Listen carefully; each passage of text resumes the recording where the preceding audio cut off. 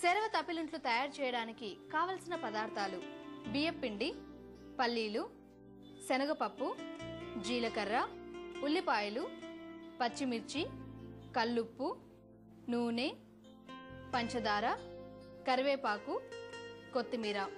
సెరవ తప్పిలింట్లు తయారు చేసే విధానం: ముందుగా ఒక బౌల్లో పొడి బియ్యం పిండి 1 కప్పు, 1 టీ స్పూన్ జీలకర్ర, 1 కప్పు ఉల్లిపాయ ముక్కలు, అర టీ స్పూన్ చక్కెర, 1 టీ స్పూన్ శనగపప్పు, పచ్చిమిర్చి, పల్లీలు, ఉప్పు కలిపి గ్రైండ్ చేసిన పేస్ట్ 3 టీ స్పూన్లు, కొత్తిమీర, కరివేపాకు వేసి నీళ్లు పోసి గట్టిగా కలపాలి.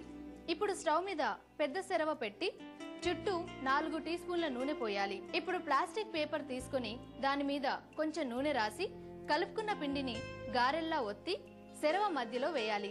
అలాగే గారెల్లా ఒత్తుకుంటూ సెరవ చుట్టూ అంటించాలి. ఇప్పుడు అంచుల మీద నుంచి నూనె జారవిడ్చాలి. దీని మీద మూత పెట్టి ఎర్రగా కాల్చి ప్లేట్లోకి తీసుకోవాలి.